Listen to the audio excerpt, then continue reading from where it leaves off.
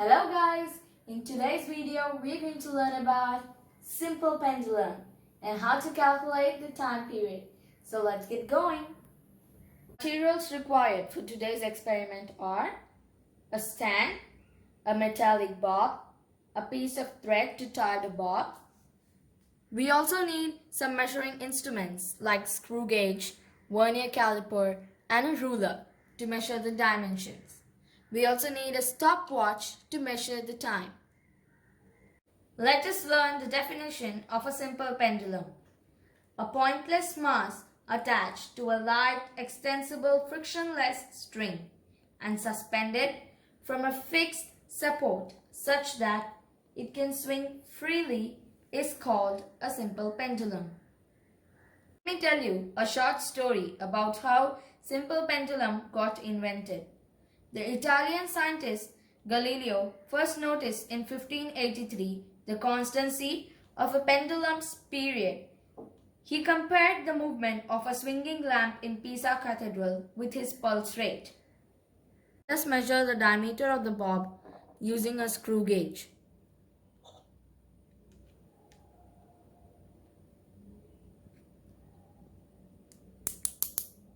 So the main scale reading is 18. And the circular scale reading is 85. So it is 18.85 millimeter or 1.885 centimeter. Let us measure the distance of the bob and the screw together.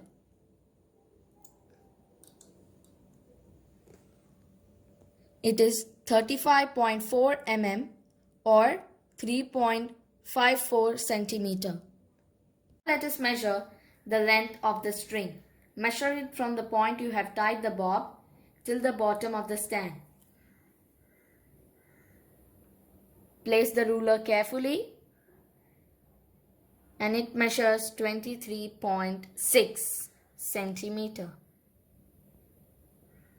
Now we have to calculate the length of the string from the hinge to the center of the bob. Now we have to calculate the required length L, which is from the string pivot to the center of the bob.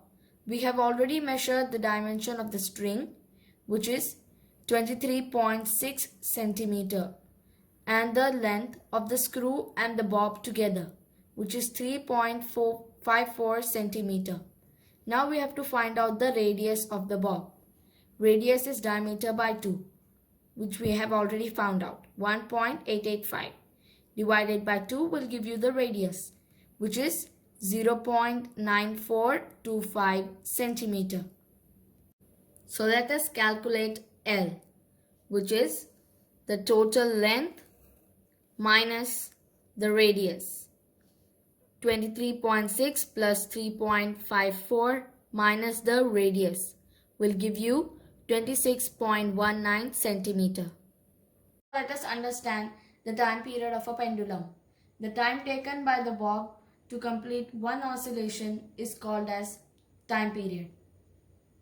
This time period of the pendulum depends upon the length of the string and the gravitational acceleration. I will oscillate the bob and count 10 oscillations and also keep track of the time which is taken to reach 10 oscillations. Start at the first oscillation and stop at the 10th oscillation. Now let us do it. Start. 1, 2, 3, 4, 5, 6, 7, 8, 9 and stop. Our reading for 10 oscillations is 10.27 seconds. The time for 10 oscillations is 10.27 seconds and the time period of one oscillation then is 10.27 by 10, which is 1.027 seconds. As we know, the time period of the pendulum is dependent upon two factors, the length of the string L and the gravitational acceleration G. We already know the time period of the pendulum and the length of the string. Using these values, we can substitute and find out the gravitational acceleration G, which is 9.81 meter per second squared. Thank you for watching the video. Hope it was helpful.